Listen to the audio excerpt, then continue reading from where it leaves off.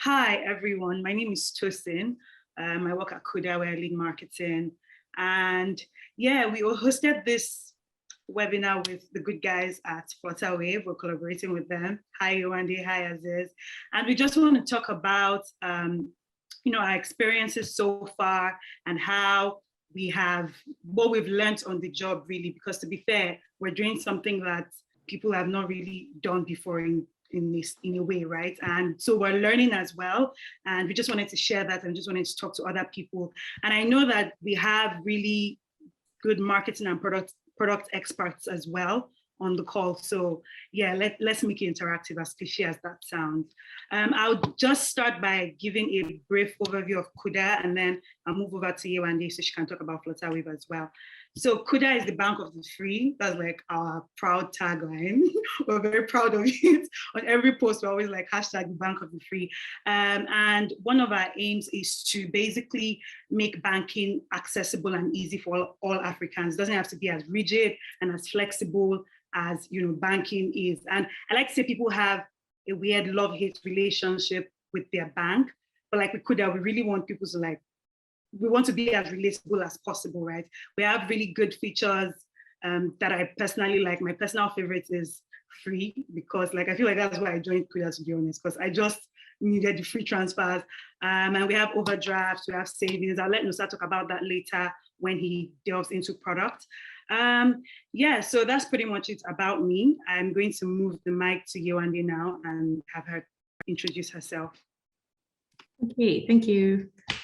So my name is Yewande, or if you are friends, you can call me Wendy. I think we're friends, so you guys can call me Wendy. I lead the storytelling and branding team at Flutterwave. Should I talk about Flutterwave? I guess I'll just talk about Flutterwave and what we do. So Flutterwave is a payments technology company, and what we try to do is to simplify payments for endless possibilities. That's our mission statement, it's our tagline, it's our everything. We just want payments to be simple and easy, because when you simplify payments, you are basically simplifying commerce, you're simplifying logistics, you're simplifying quite a lot of things. You can grow the economy. We have products that range from, we have retail products like Barter by Flutterwave, which is our retail product. And then we have Flutterwave for Business, which is our B2B product. And it caters to literally every business at every stage of growth. That's kind of what we say. So it helps, businesses that are, individuals, creators, people that don't have a website, all the way up until enterprise businesses as well. And we like to say that we do the plumbing work to enable businesses to be able to scale from local to global. I'm giving you all our taglines, all our, all those hard-hitting sentences that we use, but pretty much we just make payments easier. We're trying to make commerce easier as well with our Flutterwave Store for small businesses. And that's it. That's our goal, that's what we do, and that's what we've been doing for over 5 years now. Thank you very much, Wendy. Thank you very much. So Nusa, do you mind doing us the honors of introducing yourself? My name is Nusa. I lead the retail product team at Kuda. Basically, the retail product is basically the Kuda everyone sees outside the app, the website, all that. And Christian's already given good background of what Kuda is, but yeah. That's what I do. Oh yeah, since Wendy said that you could call her Wendy if we're friends, so I guess you can also call me Tos, which is like where everyone at the office calls me. Anyway, so Aziz, hi. What can we call you for your friend? Hi everyone. Aziz, if you're friends, you can call me Easy. Though some people find it difficult calling me that, but generally you can call me Easy. Actually, in Flutterwave, I'm known as Easy to everyone. I lead the product engineering and innovation team at Flutterwave. And it's a unique combination in a way, because we deliberately decided not to separate product and engineering. We want engineers that understand the why of what they are doing. So we want engineers that are invested in the product as much as the organization. We don't want engineers that are only interested in the zero of n algorithms and they are just churning out products without really understanding what problem is this product meant to solve. So the product engineering team is responsible for all the customer-facing products that we have, be it our B2C product that is Bata and our B2B product that is Flutterwave for Business, which most people know as Rave. We also have USSD and some other products that we are working on at the background. So that's what I do. And the goal of the product team, as alluded to by Wendy, is to make sure that we simplify payment for endless possibilities. Thank you very much, Izzy. I feel like anyone here now should know a lot about Kuda and Flutterwave. Like, we've really broken it down. We've pretty much said everything. And I hope you're listening, because you might ask questions and you might win something, but okay. Yeah, so I'm just going to get into it. And there's something at Kuda, for example, we've grown very fast, right? And that means that we moved from being a small tech business to becoming, a big tech company in, literally at the speed of light. And one thing that, I'm currently working on as well is team structure, for example. And I know that when I spoke to Yewande a few days back when we were planning this, she mentioned that brand and storytelling is different from marketing. And I just sort of wanted to get more insight on that. What's your team structure like at Flutterwave for Wendy? This is for Wendy first. Okay, thank you. So yes, we have a general marketing team, which is kind of now broken down into product marketing and then storytelling and branding. Everything also obviously falls under under marketing, the general marketing team. But the way it's structured in that way because I think product marketing is very different, and most companies kind of lump everything together, but product marketing is quite different from comms, storytelling, and brand efforts. Everything falls under your marketing efforts to get more visibility, to get more customers, to get, all those things. But at the same time, comms, branding, storytelling, it doesn't necessarily always focus on kind of, product conversions and stuff like that. When you're thinking brand and storytelling, you should be thinking about the overall company, the feel of the company, the idea that you have in the company in your head, top of mind awareness, all of those things that basically what people sometimes refer to as the soft stuff. That's what we do in the storytelling and branding team. And then within our team, we kind of break it down into, sorry, there's a plane flying over my head. Sorry, I don't know why. So within our team, we're broken down into, social media, content creation. We have the media team in our team as well. And then we also have strategy based on the different regions that we're working with as well. So strategy is important. But another thing is, we're a fintech, we have startup culture. And so everybody's skilled in many things. The roles are broken down, but at the same time, we are very collaborative. And so people have skills and cuts across different teams. The product marketing team as well, work very closely with them. And we have to do that in order for us to be able to kind of be in sync for campaigns, for anything that we're doing. Yeah. Just a quick side talk. When you say old people, what's the age range? What age range are you referring to? Did I say old people? Yeah, you drag old people like unprovoked. No. I said some people, like in terms of like other companies sometimes lump it up together, the two, different aspects of marketing. But we decided to separate it because I think we do very different things. And in the past 3-ish years that I've worked at Flutterwave and the product marketing team has been established, we know that what we're doing is very different and we're always busy. Like, there's always something going on. Yeah. Thank you. I'll definitely be taking some pointers from that. Nusa, do you want to tell us what the product team at Kuda is structured like currently, and what it will also look like in the future? So the product team has evolved, because like Justin said, we've grown pretty quickly in the last 12 to 18 months. So the product team has evolved. So right now, it's a bit like what Aziz said, like product and engineering are very intertwined. So we work with the feature team structure. So how it started out was, originally was Nusa and the engineering staff, the original core product team, for Kuda. Then as the product became more complex, we had like more product managers joining, and the retail product has been broken up into like little bits of thing like onboarding, payments, cards, that kind of stuff. Then now we're working on like our business banking product. So that's like a whole separate thing outside retail. And they're like going through the same stages. We also have like some internal products, our core banking application, which we built. So that has its own product team. So in general, we're basically structured along like, we call them feature teams, but it's like different like product lines. And that's how the teams are formed themselves. So yeah, it's evolved, and as we grow and as we expand, it becomes more complex. Things get more granular.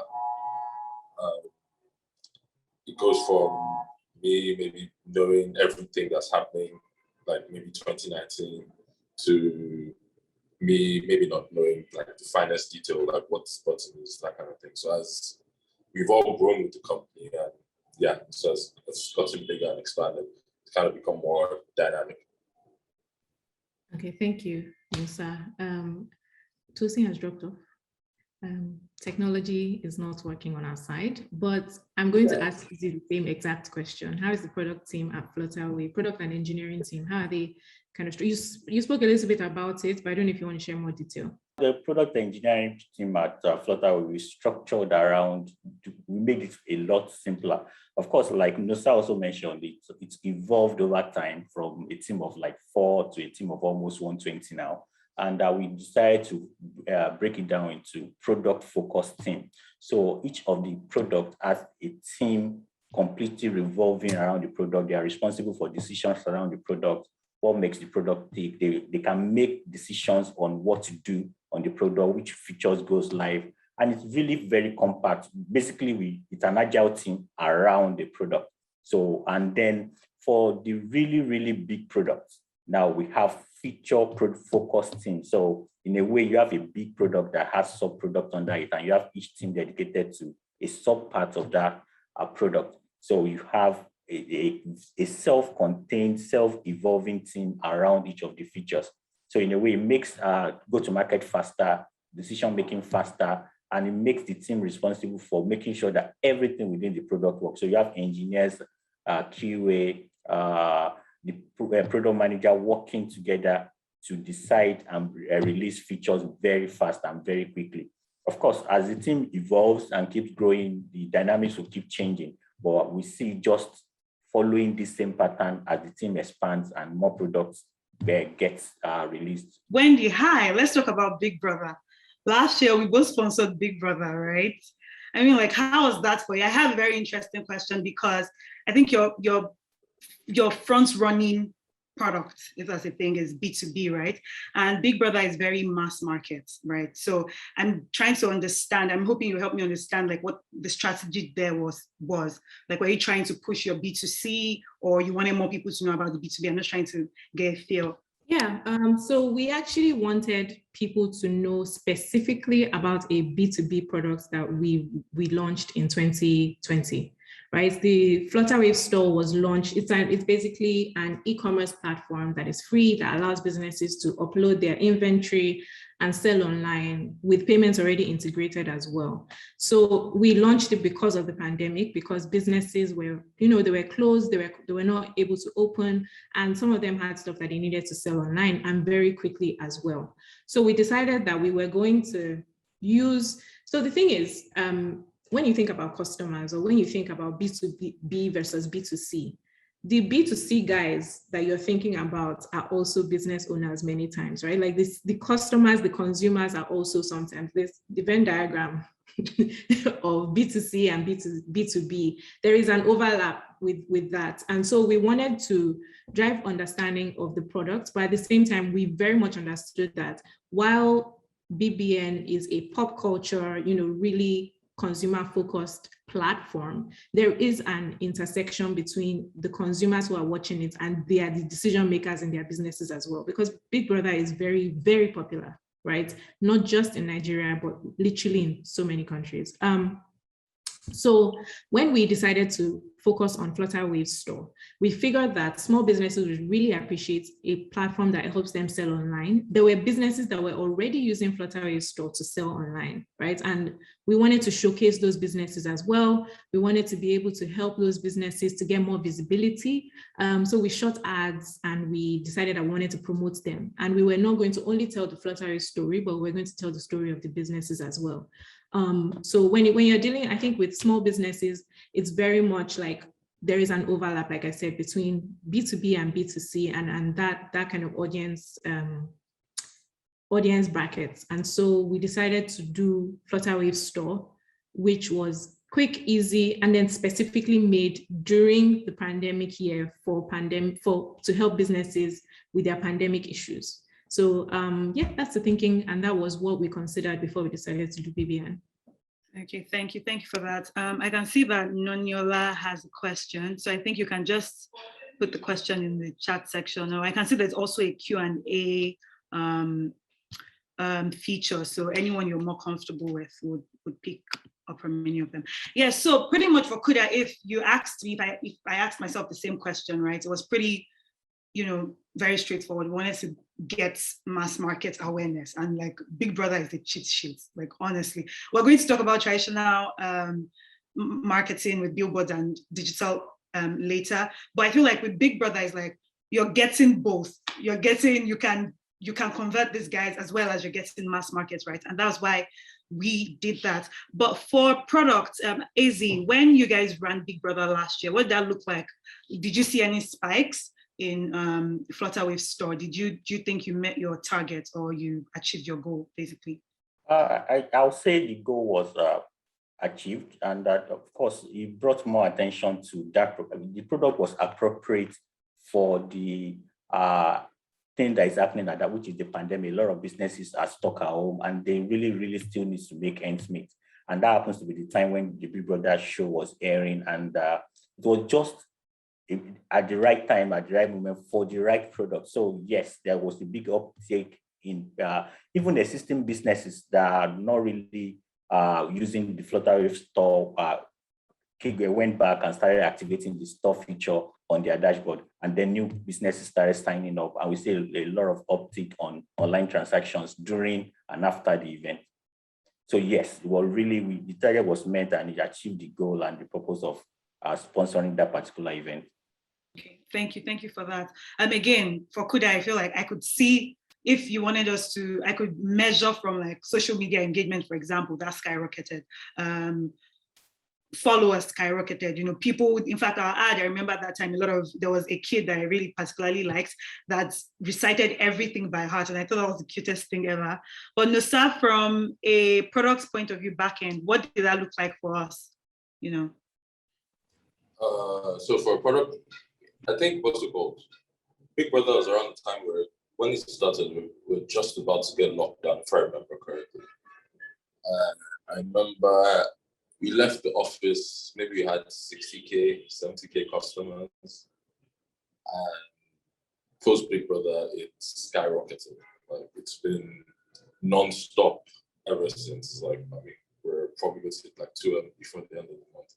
Like, I remember back then, opening 1,000 accounts a day was like peak. It was like, that's a really exciting period for us. Now it's 6K, 5K on a bad day. It's like everything went up in multiples. And that's going to be the first time where we actually like, oh wow, we have to like scale up our infrastructure. Like, yeah, there are lots of people trying to send money at this particular time. So in terms of technology, we had to grow up. In terms of the products, we had to grow up. Because before Big Brother, we're very niche. It was like a very tech-bro thing. Like, lots of people in Yaba, like fintech bros, downloading the digital back. It wasn't like mainstream. But once we hit Big Brother, we went very mainstream. Because Big Brother is like a pop culture phenomenon in this Nigerian place. So once we did that, the type of customers we saw varied. Like, the mistakes we could make in the past, maybe it's like, okay, these guys, they're usually tech bros, they can understand these things. You don't have that anymore. So it meant our as far as like building the product, to change our approach completely. A lot of it had to be very careful in how we approach things. We had to factor in like, okay, yes, this is the type of customer we have now. Like before we could do like large blocks of text and be like, okay, yes, tech girls will read this stuff. Now we have to like lots of images, lots of graphics, focus very heavily on design, that kind of thing. So it was Big Brother was a lot for us. I mean, it helped us grow up very well. It was basically like our turbo boost.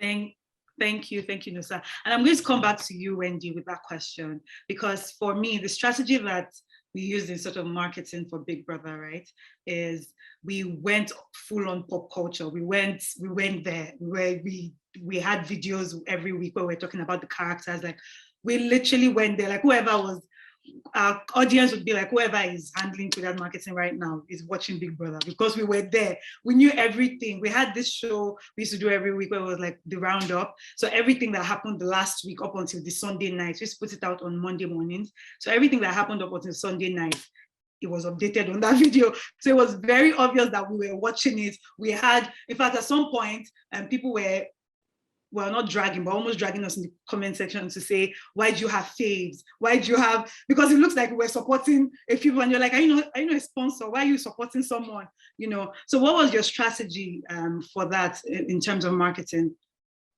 Yeah, so something that was very obvious to us from the beginning was that if you don't engage, even if you're a sponsor, if you don't engage kind of online with Big Brother, you would definitely not get the benefits that you are supposed to get from the sponsorship. So we were watching. You guys, I haven't paid for DSTV in ages because I don't watch DSTV, but last year, because of Big Brother, it was always on, like, because we're working from home, right? Like it was always on. And Sheung, who is also on the guy, she's a panelist, she manages our social media. So she had to watch, like she had to continue watching. We had to watch Big Brother. On the Saturday night parties, you know, the Sunday eviction, we were tweeting about it. And then we definitely knew that we had to engage it almost as if we were consumers, as if we were watching. Like we couldn't just be like, I don't know, high level, really formal statements about Big Brother. We had to be like, this dress that this person is wearing, or this is great, this is fantastic, or we're having fun, stuff like that. We have the leader of the product marketing team, his name is Dikachim. He's very witty and very funny. And so he definitely, like, sometimes he would jump on our social media and, you know, kind of do some tweets and stuff like that in relation to Big Brother. But we had a lot of things that we had to do. We wanted to get product education, especially for Flutterwave Store, but also we really, really wanted to kind of take the pop culture route. We didn't kick off a show, but you know, our swag was really like, people really loved the hoodies. And so we decided to give it to some people. We wanted to make sure that it still kind of felt a little bit exclusive, but we could, you know, drive some sales for Flutterwave Store merchants while still making the hoodie available. So the hoodie was like ₦1 or something on Flutterwave stores. We selected some Flutterwave stores for BBN. And then the hoodie was like ₦1, and you had to just buy something from Flutterwave Store, and you'd be able to buy the ₦1 hoodie. My team works with AZ's team on that, right? To implement that. And that was really nice, and it was really fun because I think many people wanted the hoodie, but because we took that approach, we were able to kill two birds essentially with one stone. This exclusive hoodie was made available to people, and then at the same time, Flutterwave Store merchants benefited from it. But in terms of kind of our approach, we were on it. I spent a lot of time watching Big Brother while working last year. Yeah, but is there anything, and this is for anyone that wants to answer, is there anything that you wish you had done differently? I'll answer first. I wish that we had sort of done something with products as well, like infused it in our products, like maybe when you go on the app or something, but it was so last minute, and and everybody was just trying to recover from the pandemic. It was like, yeah, we all thought we were going to die, and then we're still here, right? But is there any other thing that anyone wishes they did differently for everyone on the panel? I think I can go next, and I can say that, I think the same thing. We didn't have enough time to infuse it in products. AZ almost had my head. be like, Izzy, can we do this? He's like, your timeline, it's not gonna work. But we basically, we couldn't infuse it in products in that way. And we would have been a great way to kind of really infuse it. But I think also another thing to say is like, I don't think the Big Brother team, I think maybe their decision to go ahead with the show, also maybe they didn't have enough of it, like as long a timeline as they normally would, right? So many things that we needed to do, that we wanted to do, we were not, we're not able to do it. Also, we had 2 tasks. One of the tasks was fantastic. The other one, I didn't love it. I'm just being honest. Sometimes marketing works, sometimes it doesn't work. I didn't love it. It seemed like it served a purpose, but it definitely did not do what I wanted it to do. I'm not going to go into details of what happened, but essentially, the first task we're very happy, very pleased with. The second one, it was a bit, it wasn't a win, it wasn't a W for me. That's what I'll say. Fair enough. I mean, we all have those moments, right? So off of that same horse that we're on right now, I wanted to talk about celebrity ambassadors. We've done a bit of that lately. We started off with Erika. What do you think about that? Do you have any questions, first of all, for me regarding that? And then what are also your thoughts? That's something that Flutterwave would do. Okay. I have a few questions for you actually, because the thing with marketing is that when other brands that you respect do something that you're always like, I wonder what the thinking here is. So my first question is, why did you guys go with Erika first? Because I know you signed Fireboy now, right? Mm-hmm. But why did you guys go with Erika first? First of all, the strategy that we use to sign ambassadors, first of all, is somebody that sort of embodies if Kuda was a person, right? Who would this person be? And who are we as a brand? Who are we? We're very vibrant, we're young, we're very transparent, like we've never done this before. I mean, like, we have some banking experience, but we've never decided to, let's build a bank. So it was our first time, right? So we're going to make mistakes on the way, right? But were we also going to be better, right? Yes. And that was something that I personally saw in Erika. Like, yeah, she made mistakes in the house and she did some things, but she really wanted to better herself, right? And even before we announced that we had signed her, we used to tease and we did a lot of like stuff around, these are the qualities of who we're looking for. Who do you think? And honestly, a lot of people came and said Erika, to be honest. So that was pretty much, and that's the same strategy we used for Fireboy as well. And if we're ever going to sign any other person, that's the same strategy we would use. So basically someone that we can say would carry our brand well. And Erika, like, it works for us. Like, elites are always out there fighting for us on socials. Like, they're doing customer service. They're doing whenever I don't know what it is, but whenever we have maybe major customer issues and we're trying to resolve, you see elites there. They're like, yeah, don't worry, just wait for them. They'll call you soon. And that's pretty cool. Like, I mean, it's just good to see that people ride for you just because. And that's also because they put a face to the brand. They can, when they see Kuda now, they almost see Erika, and that love that they have for her and that adoration sort of also moves to the brand that she's signed with as well. Do you have anything to add to that? What does that look like for products? I think to be fair, entirely, we also like Erika. You're in line with the first thing, like, I think last year's Big Brother was like the first time I ever watched Big Brother. She was a very fascinating character. Her fans are even more fascinating. I think it was like a perfect fit in terms of both brands, in terms of like personality and where we were at the time. She was just coming out, we were just coming out. It was like we fit together as both of us came out to the Big Brother house. I mean, we came out to sponsorship, she came out to the house. We're like, I guess we worked together and we rolled this thing out. So we've grown, she's grown. So it was like perfect alignment. It's very rare that you find like an ambassador that's kind of like what the brand is, or what like people in the brand are. So it was, perfect. Yeah. I have another question for you guys. okay, one thing before we move. So even how much this Erika stands love, I have a friend, her name is China. I think she's here even. I've been working at Kuda for over a year. China did not open an account until Erika became our ambassador. And like, she's one of my closest friends ever. And yeah, that's a drag, China, if you can hear me. But yeah, Wendy, back to your question. Okay, so my second question is now, so I think something that is very clear is that traditional organizations have definitely gone to, FMCGs. They've definitely gone the route of like getting a brand ambassador years, like they kicked this off years ago, right? In countries like Nigeria. But with fintechs and with tech companies, it's always like, oh, we're new, we're cool, we're not going to employ traditional marketing, we're different. So my question to you now is, did you get pushback internally when you guys decided to go ahead with like, this is a very traditional route, right?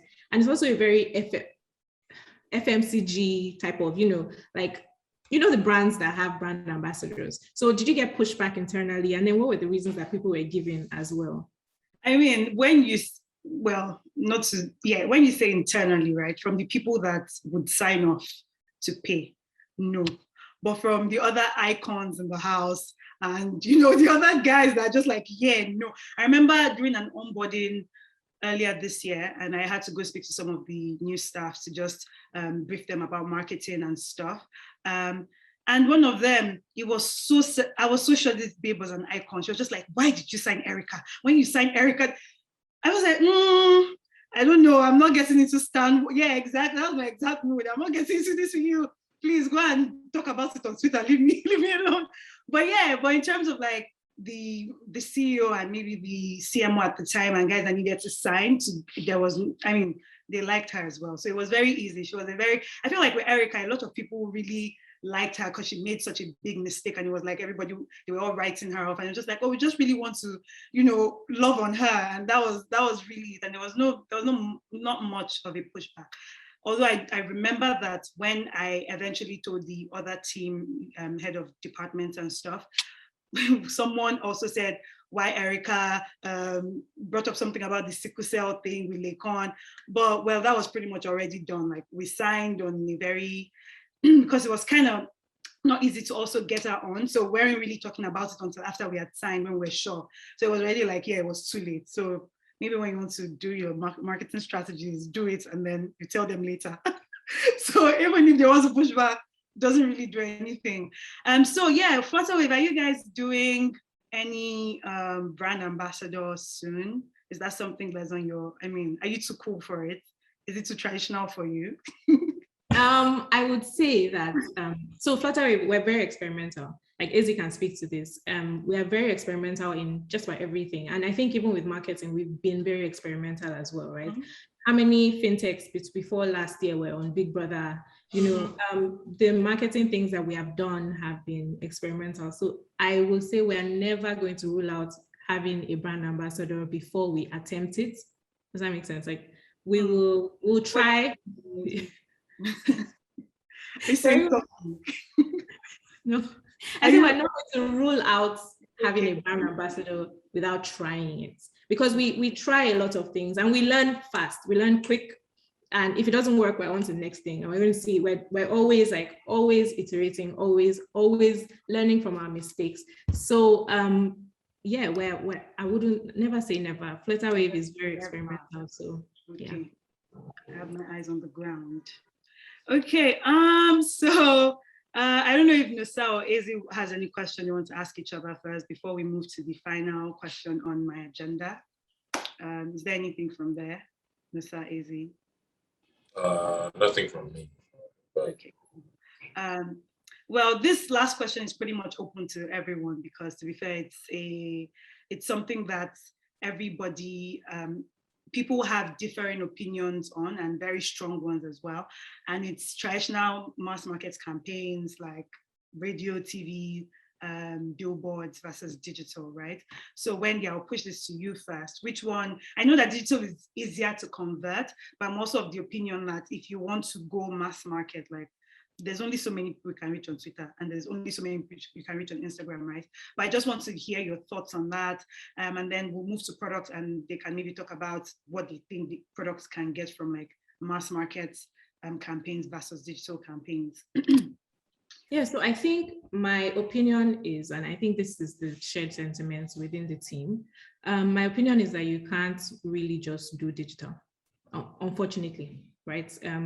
Depending on the market you're in, you can't limit your marketing to digital. If you're trying to scale beyond a certain level, you have to think about like the traditional routes for marketing. So TV, radio, billboards, all of those are really important for you to kind of really drive home your messaging. While yes, it's difficult for you to be able to kind of tell how effective they are numbers wise, like you don't have the nitty-gritty that digital gives you, you still are able to get a very good idea. Like I think something that people do and brands do that everyone should just adopt is when you're doing a digital campaign, or if you're doing a mass market campaign, you should infuse offline and traditional avenues as well. So print media, billboards, all of that. It really helps drive home your messaging. It really keeps you top of mind so that people are engaging, there are different touch points and people are engaging with your brand.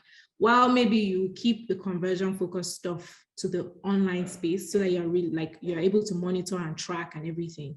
I think it's a combination of both. And that's what we have done. And I think that's the shared sentiment. Let me not speak for the whole company, but basically that's the shared sentiment that we don't roll out traditional or offline marketing channels or avenues. Yeah. Okay, cool. Thank you. To the audience, you can start asking your questions now because we're moving to Q&A soon. But Nusa, Izzy, do you have anything to add to that? Okay, I think maybe for you, I should restructure the question. So what is your favorite type of marketing? So for your product, for the products that you lead, what type of stuff would you like to see marketing do for you? Yeah. You know what's funny is that Justin's the one asking this question because I'm always stressing her about things that she should do. But yeah, on traditional marketing, for me, it's a statement of intent. It's like, I mean, it's very hard to like track and measure, but once Kuda started doing billboards, my family members started taking my job seriously. It's like, okay, you're working at a real company. It's like, you're not just going to the other every day for fun. I mean, I think every day this year I've driven to work, I've seen at least 2 Kuda ads at some point, or heard at least 1 Kuda ad. And while it might not give you like that instance, the way like digital is, where you can say, okay, this is like Clay T converted, blah, blah, blah. It might not give you that instant gratification as the word, I don't know. But it might not give you that instant whatever. It gives you legitimacy of some sort. It's kind of like how when we launched like our debit cards, for instance, the first time we did debit cards, and a lot of people went and they just made like, we drew like 2,000 naira or 1,000 naira. And it's like, okay, yes, this is real. This is a real bank. You're not like a wallet, you're not a joke. I can literally go to an ATM, put my card in and withdraw. Yeah, real bank. Same thing. Traditional marketing is like that next level where it's like the adults in the room are like, okay, you guys are not playing. You're not just a group of small boys. I'm driving on my way to the office. I mean, I think the funniest one was where we had that one billboard outside like GTB HQ. And in my head, I used to just think, like, okay, what's it like? Sheg was like sitting down in his office and opens the window. And he's like, who's this back? Why are they outside my door? That kind of thing. Gives you that legitimacy with the older crowd as well. Which basically, it's the statement of intent. So for me, it's on the product side, it brings a different type of customer as well. It brings a customer that maybe might not be natively digital. It's like they're new to the digital thing. And they require a lot of handholding getting through the process. So you have to like change your tone. You can't just assume like they understand stuff. Like things like pull to refresh. That's like default young people think from social media and Twitter, whatever. You can just pull to refresh it. You can't just say pull to refresh to like update your transaction history, that kind of thing. It's not default for that kind of segment. So you have to be more. You have to do things differently. It's like, okay, after you make a transaction, refresh it so your updates and they see that transaction instead of just expecting them to pull to refresh like younger people do. So traditional marketing also exposes you to that market. And yeah, once you go mainstream and you go mass market, the things you can do cannot be as crazy as it used to be when you're just small and niche. Like you're out there, like suddenly you understand why like bigger guys play a certain way. You understand why FMCGs behave a certain way. You understand why their ground game is so strong. You get why people go to markets and do this dancing competition to sell area. It all makes sense once you go that route. So yeah, that's for me. Izzy, do you have anything to say? Yeah, I does. I think you and Nosa sort of covered most of it. Really, it has to be a mixture of traditional marketing and digital marketing. In a way, as much as the product is digital, we're focusing on bringing people online. There's still a whole lot of consumers out there that are practically just offline.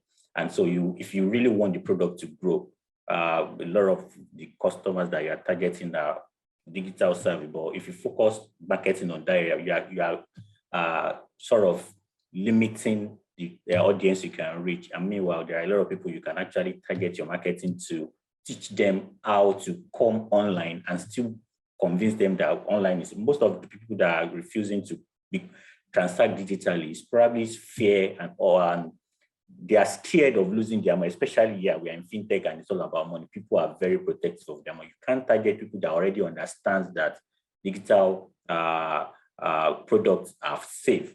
You need to target them and also bring people that are still on the fence to digital side. So of course, marketing needs to target all, especially the people that are offline. For me, yes. Yeah, I agree with everyone actually, because at Kuda, we don't want to just be, we want to be mainstream. We want to fight with the 10-year-old banks. So we can't really only do that on just, Instagram and Twitter and Facebook. So before we go to Q&A, Wendy, I have a question for you. I wanted to find out for your social media, I know that you're B2B, but I also know that you have B2C, right? For your social media, you seem a bit laid back. You guys are relaxed, not really posting, not really. What does that look like for your B2C? Is it not something that because for us, we are very, social media is probably where we're most aggressive, especially Instagram. Like we're always posting. There's always something. We're talking in pop lingo where, and so I just wanted to, we're even planning maybe soon to, well, we're already on TikTok, but we're planning to go overboard on TikTok soon enough because it seems like that's where all the Gen Z are moving to, right? So what does that look like for you at Flutterwave?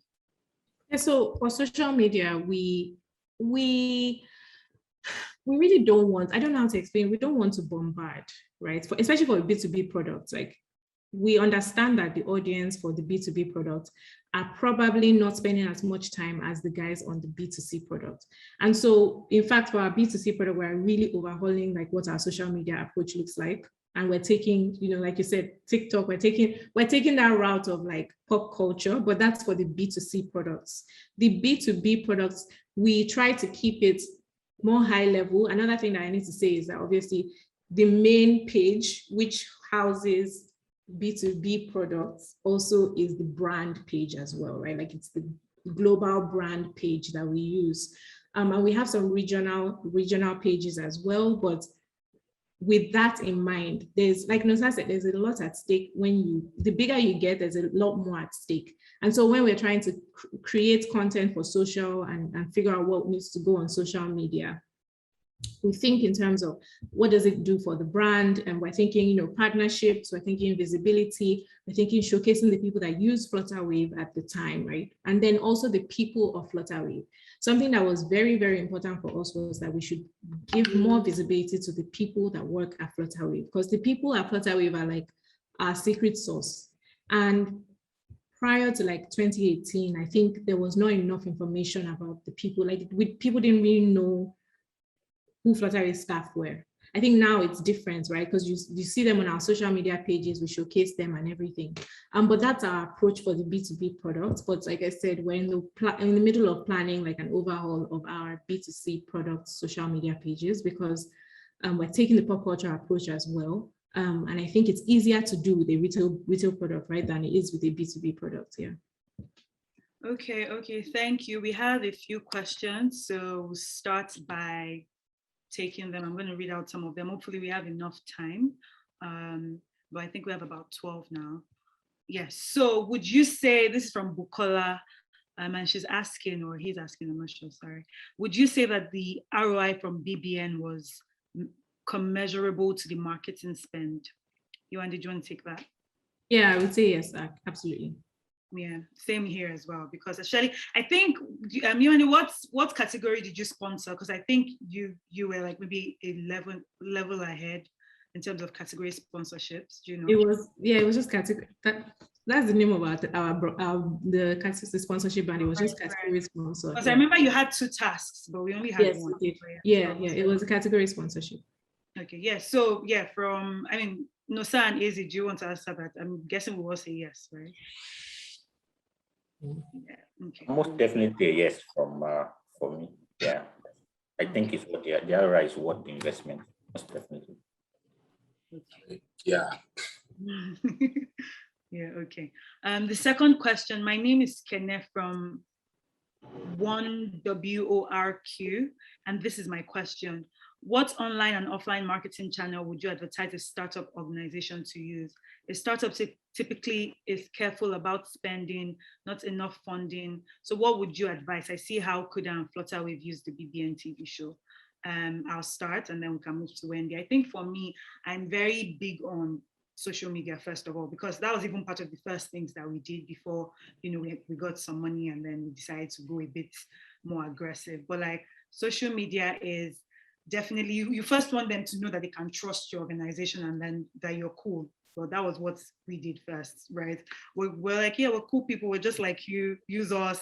And then when we had money, we now amplified that message to a bigger audience. I'm like, yeah, we're still cool. And we have this cooler products. And you also want to be really transparent, because that was something that, I'm guessing if you're a startup, you're just kind of getting things together and you probably have maybe an MVP or something.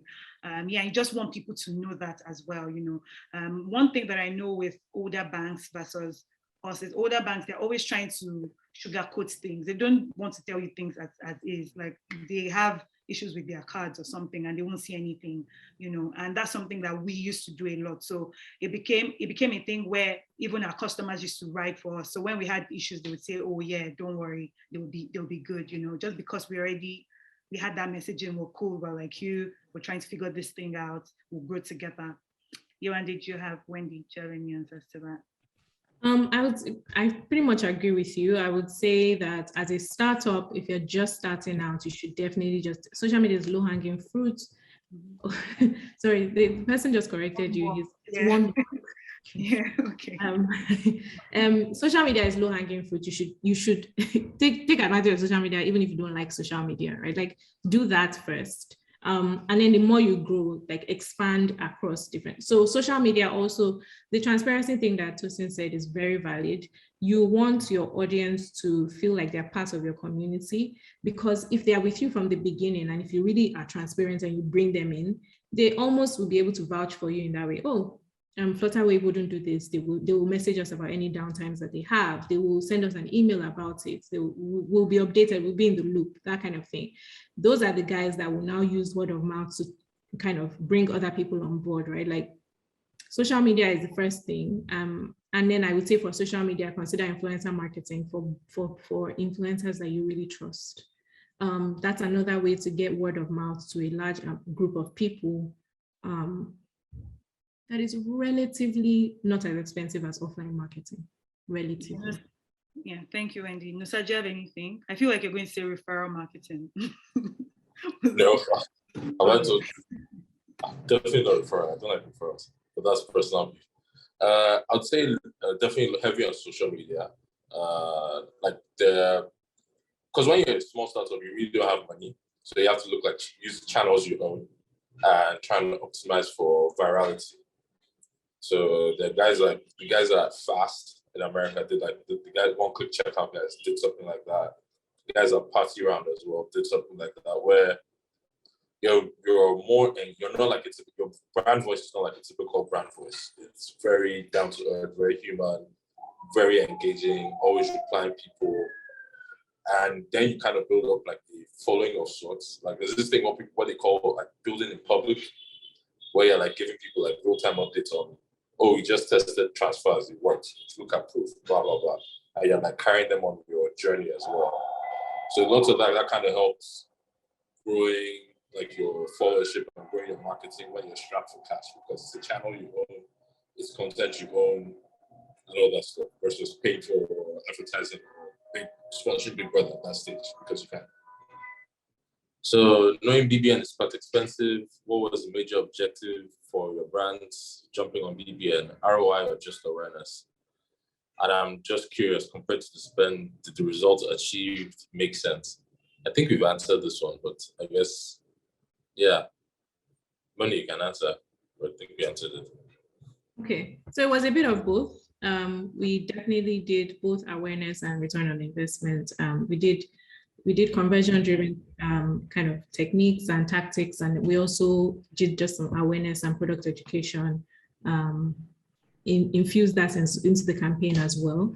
And I think we've already answered the question about did the results achieved make sense? Yes, it did. Yeah. All right. Shout out to you guys. Kuda's marketing budget seems endless. How are you able to afford the money spent towards marketing? Also, how do you measure returns on marketing spend? Okay, I guess one person conflict on, but so we have like a growth team. They're very finicky about numbers.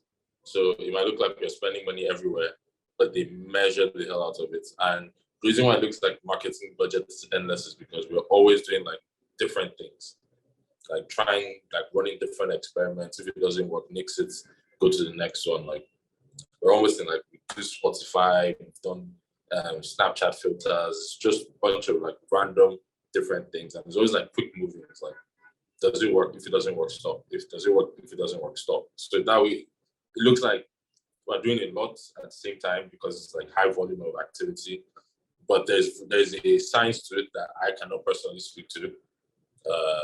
Shout out to Brad and guys in the growth team that they kind of like look for like different strategies, how to optimize, changing text, changing words, changing images, and all that kind of stuff. So it's very quantitative. Yeah, it's very quantitative.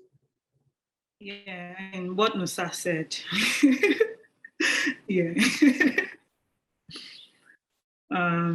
Yeah, Wendy, please, could you go on with the questions, because I can't see them anymore since I left. No, so I was carrying on, but I can continue as well.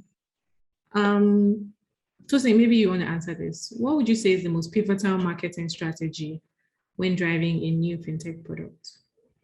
I feel like we already spoke about this a few times earlier. We've already said you want to be transparent. You want people to know that, look, we're trying to do this thing and, you know, we're open with you, right? We're just, I mean, at the end of the day, startup founders are also humans, right?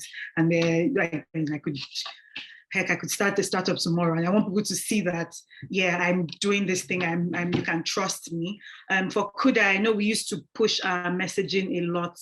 That we were safe, we're licensed by the CBN. Anything that went out at that time, we always used to make sure that we're licensed by the CBN. So you want people to trust you, basically, because if they don't trust you, I mean, I don't know if the person asking is fintech, but if you're fintech, that's one thing for sure that people need to feel like they can trust you. And how do you do that? What regulatory guys do you need, licenses do you need to get, or what partners do you need to work with for them to just basically know that they can trust you? For example, when we started cards, we didn't start ourselves. We started with, and Nusa can speak more to that, we started with one of the older banks, you know, I mean, I'm not sure how that worked out for us in the long run, but at the time, it worked out well. So yeah, that's pretty much what I would put out. Okay, Izzy, Nusa, do you guys want to add to it? Tosin said it. Like, trust is definitely a big thing. So whatever you can do to build trust, especially in post-MMM times, it's a good thing for you. You want to show that money's not, you're going to wake up and disappear. So. Oh yeah, I think it's been covered already. Really, for digital fintech, especially people, I think I mentioned this earlier. We're dealing with people's money, so we need to be out there convincing them that yes, this is stable. There's nothing wrong with bringing your money online and making your life easy while transacting. And that's why we need the marketing to really focus on that message, that the platform is secure, irrespective of what your experience might have been with the big banks before. This is here to stay, and you can really trust the platform. Okay. So we have 1 minute left, right? Like we're supposed to. So I am going to now we have 11 questions. I'm going to try and pick and choose as needed. So this question would be for AZ and Nusa. His name is Prince. Hi, Prince, from Afrogon Studios. I hope I pronounced that right. Question is for AZ and Nusa. For a tech startup going into online courses, what programming language or CMS would you recommend? Okay. Hi, Prince. Really, I don't think when you're considering building a product, programming language comes into play at all. I think the best thing is to really get a product roadmap, understand exactly what business strategy you are trying to achieve, and then you can now decide on the best themes, on the best ways to. Programming language is just a way of achieving a particular.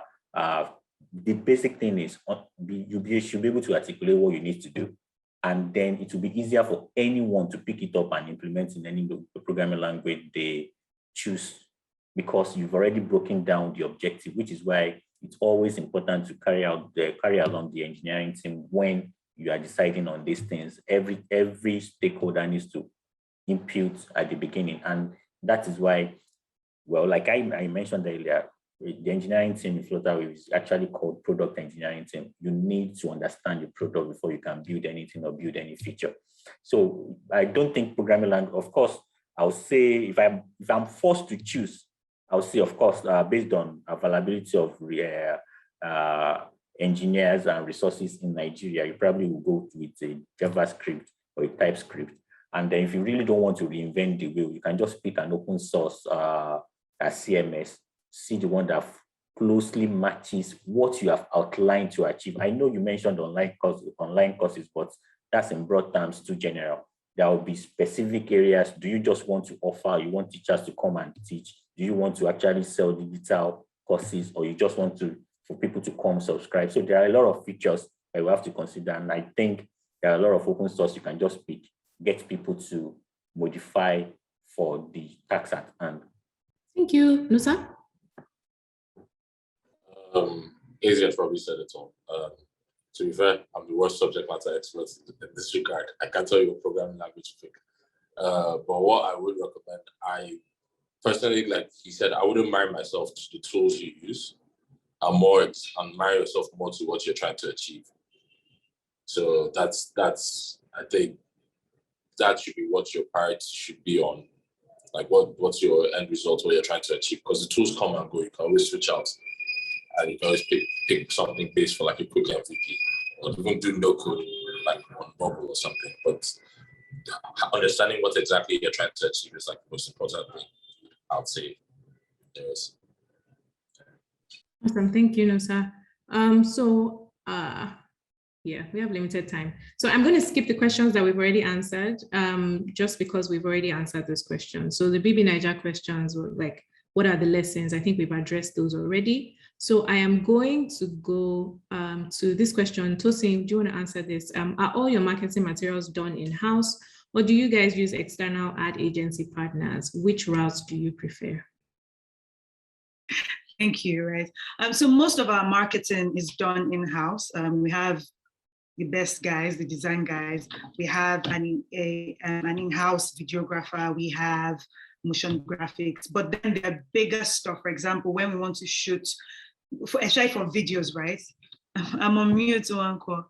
Especially for videos, right? When we want to shoot bigger videos, we don't have, the equipment we could use for those. So we outsource sometimes, but a lot of our marketing, they're done in-house. Aside, also, if you want to buy media and stuff like that, radio buying, billboard buying, we also outsource those. But in terms of strategy and the things that we actually do on a day-to-day, we do most of them in-house. And I prefer in-house, really. I feel like if you don't have to, and this is subjective, everybody has their own thoughts about this, opinions about this. But if I don't have to, I wouldn't with agencies, because I just feel like with agencies, it's not really bespoke. So I get something that is almost, so I don't want people to come on Kuda and what you're saying is very similar to what you're seeing on another platform. Like I want it to be unique.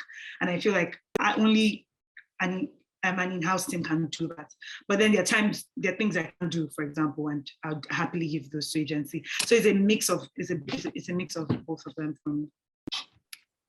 I think for design, we're very particular about in-house, to be fair, because before we even had a product, we had like designers, like 2 designers already. Like we've had more designers than engineers at some point. So it has always been very intentional about designing everything in-house. Because we even tried once to do like an external thing that never came out, and designers are like, so we can't do better. So, and it would never come out. it would never come out. So our design guys, overall best in design, they're like my favorite guys. So definitely, as long as they can do it, we'll definitely do it in-house. Yeah, so let me speak for Flutterwave and say it's a mix for us as well. I think when you're thinking about scalability, sometimes you have to think about like, what are the agencies able to execute for you in different regions? When you start thinking about scaling across different markets and different countries, you have to think about what agencies are able to do for you that maybe you don't have the access to. But in terms of, we have a media team internally as well. We have a videographer, photographer, we have a design team that does all design. So product design, web design, branding design, everything, right? And our design team is fantastic. It's really great. I'm very proud of them. And yeah, so we have our media team as well. We do most of our content internally. It gives us, like Tosin said, it gives us more control over what we do. It is more, sorry if this is a corny thing to say, but it is more attuned to the DNA of Flutterwave in a way that I think that an agency cannot give us, right? And because of that, I think we have a better relationship with our agencies as well. I'll say that, right? So because we're able to get more out of the agency because we know exactly what we want and we know exactly how to engage them, because, you know, for big ads, for stuff like that, we definitely have to engage, you know, ad agencies and all of that, but it's a mix for us as well. And I would suggest anyone that is thinking of getting an agency to kind of do a mix. That's what I would suggest as well. Izzy, do you want to add to this? No, I think you already covered, at least speaking for Flutterwave. Flutterwave, by design, well, that's actually a tautology, but we're a design-led company. Everything we do starts from design. And because that is the DNA of the company, it's always very difficult to get an agency to do it exactly the way we want. But over time, due to scalability and trying to get things done faster, because we already have a very clear idea of how we want things to work, it's very easier to get someone to do it the way you want it done without losing quality or time. And so far, it seems to be working. We have a great design team and everything revolves around that thing. I'm going to go on to another question now. Sorry, guys. I know I'm seeing more questions coming in, but we're wrapping this up. So this question is, are there ever clashes between product management team and the product marketing team? I mean, how do you work around challenges and build a strong collaborative relationship to meet shared goals? Should we start with Nosa on this one? I mean, probably you should start with Tosin. Tosin can tell you how to stop Tosin. Bro, it's every other day there's something. It's a struggle. But at least I think from my own end, I know that it's for the best of the company. So I'm happy to work. But like, we're trying to figure it out. Whoever asked the question.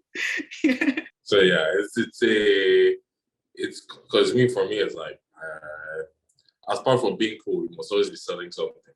So as for this thing that you say, this is a cool Instagram post, but which feature are you selling? So there's always that back and forth. So yeah, it's there are lots of clashes, but it's good to healthy clashing. Like so we've tried like different things. We even put them in, like embedded them into our product development process. Comms like tightly coupled to it, for instance. I'm not sure people know where from Kuda. we don't ship out anything unless or from Kuda has edited all the text on the buttons, all the text, all the copy, that kind of thing. It's not going to be like some random designer or engineer that has puts out or it has to go through it and vet it. It's like they're part of the process. When we're rolling out, marketing must be like, okay, these are the channels we're going to do. This is the concept we're going to do. Everything must be embedded. So it's not like a clash, but it's more like I drag them inside. And if they are, whatever they are forgetting, I try and drag them back. So yeah. Drag them back to your North Star. Okay, AZ, do you want to go next? Well, yes. For me, I think the two teams are sort of complementing each other. And as much as I agree that you really can't get it right, there will be conflicts, there will be difference of opinion, but because customer is at the end of everything we do, and both teams understand that everything we do is geared towards delivering the best of service for the customer, it's easier to really get the issues resolved. Of course, the feedback is always LD. It's not that there's a competition. These teams are meant to complement each other. And in most cases, if you get the product roadmap right, if marketing is involved from the get-go, you really have very little issue getting the product marketing team to do what to achieve the end goal that has already been mapped out during the product roadmap session. So it's not perfect, but I think it's way better than how we started. So, and it's cool, keep getting better. Yeah, I agree with AZ. I don't work in the product marketing team. But I think, yes, clashes are, it's part of it, right? I think no matter what company you work at, clashes are part of it. But it's also for the, like AZ said, the customer is at the end of everything that you're doing, right? And that's the most important thing. And so, someone just said, I'm looking tired. I'm okay, thank you. I'm okay. Yeah, so clashes are normal. I would say, yeah, that's what I would say. Next question, Tosin, do you want to answer this question about emails, and then should we wrap up? Yes, please. I was just going to say, Nosa already said Ore from Kuda. That's a real person. I've been begging him, let's do an Ore from Kuda reveal, but for some reason he just wants to be in the back because everyone is always looking for him. When we post anything, they're like, where's Ore? And Ore doesn't want to be seen, but yeah, there's an Ore. And then for the question about what the startup marketing team looks like, but still, and that was why I started the webinar with the question that I asked, because we're still trying to figure that out. So it has moved very quickly from marketing, it has moved very quickly from it being only me sometime last year to being a team of 4 now, but over time it's going to grow, and very soon as well, because we're scaling. Nosa needs products marketing is on my head every other day. In fact, at some point, Nosa wanted to go and hire a products marketing person that will be sitting in his office. So what's his marketing now doing? But yeah, so yeah, I can't really answer that now until we fully like structured out and grown out. Okay, so we have a question that says, what are the key things you look out for when considering people who will work or will work in the product team of Flutterwave and Kuda? I think Nosa and AZ, you can answer this question and then we'll wrap up. So for me, when I'm looking for people that want to work on product, I look for people that are very curious. I like to ask a lot of questions. I'm not really big on credentials, so like it doesn't really matter what you study. For me, it's like that curiosity has to be there. That interest in consumer product has to be there. Having ideas, having opinions. I'm very big on opinionated people. Having, this is what I think will work, like, and being able to back it up. So those are like the traits I kind of look out for when like I'm hiring or when I'm recruiting or when I'm recruiting, that kind of thing. So that's basically what we look for here. Curiosity, being opinionated, and don't be Raz. Kind of it's a very big. You don't want to build a Raz product, so you can't hire like half Raz product managers. So that's what we look out for. Okay, easy. So I think it's somehow universal then, because it's really important that when you're building a product, you want to always have that wow factor. And sometimes when you have a lot of people doing the same thing over and over, you need someone that has different support, someone that is ready to challenge what you think works and will ask you very questions that will make you wonder, oh, so if this is really successful, why is am I unable to answer this question just straight up? Not someone that just wants to come and do the daily and regular stuff. So someone that is curious, someone that understands that building products really involves thinking about the consumer and is really interested in knowing the why. As in, why are we doing this? Not just this is what we want to do, and then they go around trying to implement. Because sometimes when you ask the why, in answering the why, you even realize that the approach is wrong. So you need someone that can ask the right questions at the right time and will be able to deliver on time. So that curiosity, that willingness to go through grit to bend over backward to ensure that you deliver the best product for your customers. Of course, these might be traits that you think are difficult to measure when you're just trying to get someone on the team. But believe me, it's not that. It's obvious by the time you start engaging someone the first 5-10 minutes that yes, this person knows exactly why you need to, it's coming, or he or she is coming into a product team. Thank you, Az. And I know that the person did not ask about marketing, but Tos, I'm going to ask you anyway. What do you consider when you're trying to hire for the marketing team? Pretty much don't be Raz.